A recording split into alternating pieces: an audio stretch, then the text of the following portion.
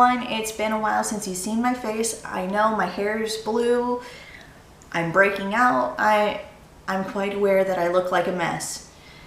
But I'm not here to talk about my appearances or anything like that. I'm here to talk about developing characters.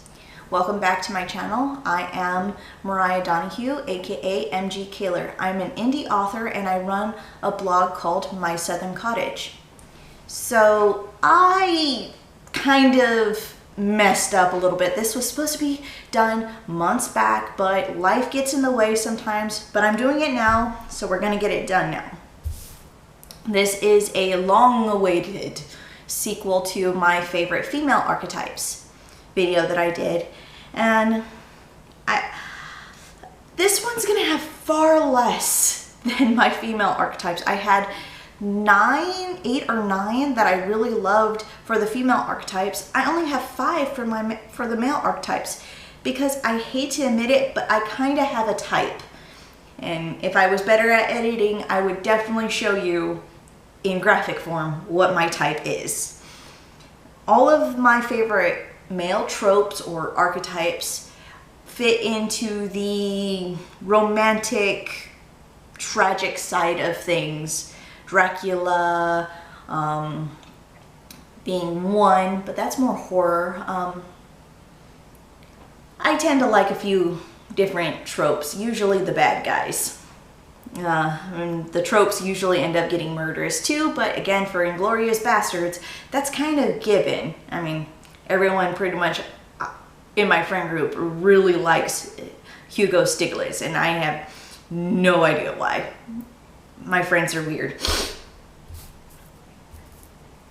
But anyways, I have my script here. I'm gonna glance at it to make sure that I stay on topic and make this video as short as possible because I tend to get rambly.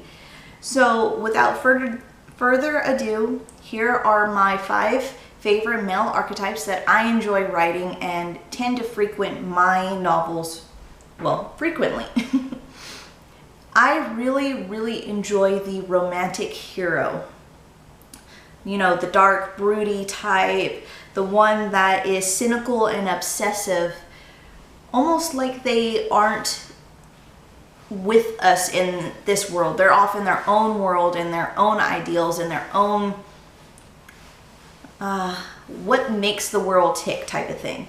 A very modern example of this is Batman and his alter ego Bruce Wayne, and I am saying Batman and his alter ego Bruce Wayne because I tend to read a lot of comics, and from all of the comics that I read and all of the iterations of Batman, Bruce Wayne is more of the alter ego than Batman is.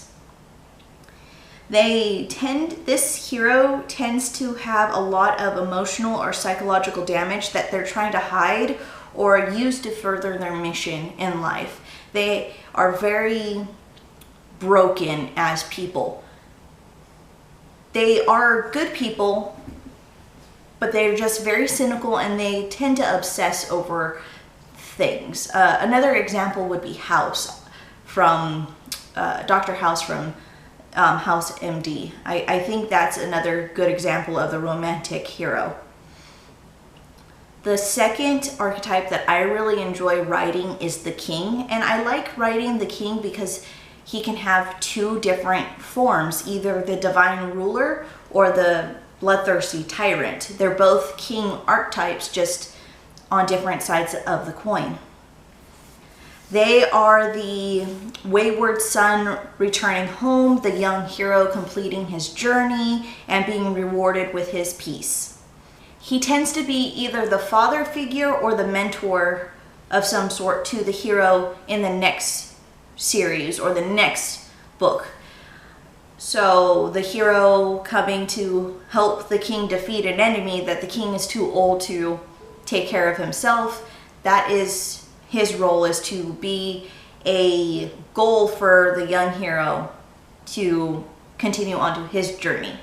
He tends to be really wise and rules with authority, but fairness. A good example that I remember reading was Aragorn from Lord of the Rings. Another one that seems to be overlooked and kind of ignored as its own archetype because he kind of takes on other archetypes later on in his story is the reluctant hero. The reluctant hero is portrayed as the everyman forced into a situation that they have to rise to heroism, or a person with powers and is destined to be the hero doesn't want it. He's like, I just want to be normal, and he's reluctant to take up his destiny in being a hero. Either way, they're good characters to write because you get to put the reader's self-doubt into the character, and as the character grows, the reader feels like they're growing with them. Let me see. This might sound really funny, but a good example, again, it's a modern example, would be Officer John McClane from Die Hard, which is so a Christmas movie. Fight me on this, it is a Christmas movie. The next hero is the anti-hero. Okay, I really don't need to explain this one. You've pretty much seen it throughout all of media. It is the hero that doesn't have the traits that a normal hero does, like Po from Kung Fu Panda. He is the hero, he is the protagonist, but he's the anti-hero. He takes the hero stereotype and flips it on its head. You also have the anti-hero from Clint Eastwood's movies, back when he was doing Western films. You also see it in like film noir or gangster movies like the Godfather series. I like the anti-hero because he kind of fits into the reluctant hero or the romantic hero. But I really like writing him. He's a great foil for a lot of my female leads. It's someone that they can get close to and help them see which side they belong to, not necessarily as a love interest, but as a friend or a companion, and definitely a mirror, a foil for the female lead, especially when I do the more virtuous, heroic females. The final archetype is, I've heard it called both of these names. I don't know what it's officially called. I tend to write these seldomly. They're very hard to write. They're very emotional, and they may be a favorite of mine, but I try to not throw them into my books willy-nilly. And this is the Christ figure or the martyr archetype. This is a good example of they wear a lot of hats in literature. They can be the mentor, they can be the king, they could be another hero. It's just somebody who sacrifices themselves when they've reached the peak of their story arc. A great example of this is from Clint Eastwood's film Gran Torino. Walt Kowalski, he, spoiler alert, he passes away after confronting gang members after he's helped a young boy escape that life, and he became this mentor father figure for this young boy. And I really like the martyr figure because he has a lot of self-doubts, and they're facing their own demons, and as they get through those demons and as they get through those self-doubts, they're helping the hero archetype or any other archetype build their own story. And then when it finally gets to the time where it's like, well, I've completed my story, I've completed my life, I'm about to make this ultimate sacrifice for you because you need me to.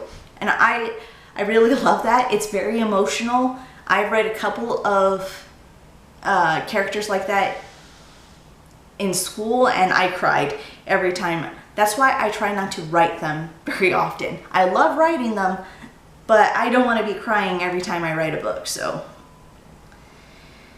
Yeah, it's just, this is a very heartbreaking archetype to write, because just as you are getting close to them as a writer and as a reader, you have to say goodbye. You have to kill them off. And like I said, I don't really write all of these at once. I do have other archetypes that I try to use in my writing, but these are my go-to ones in terms of favorites. They do frequent the novels that I write. And well, I have a lot of books that I need to write. They're sitting in my shelf in rough draft form, all 20 of them. I think I have a problem, but we'll get to that later down the road when I actually start rewriting some of these books.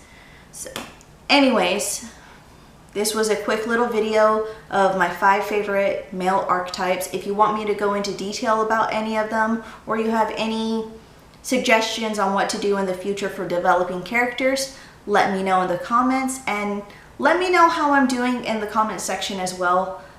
I'm still trying to get used to doing YouTube in general. I know I'm rambly. I know that I'm not very concise. I'm trying. But we learn as we grow. So I hope that you will like and subscribe, leave a comment, and I'll see you next time. Bye.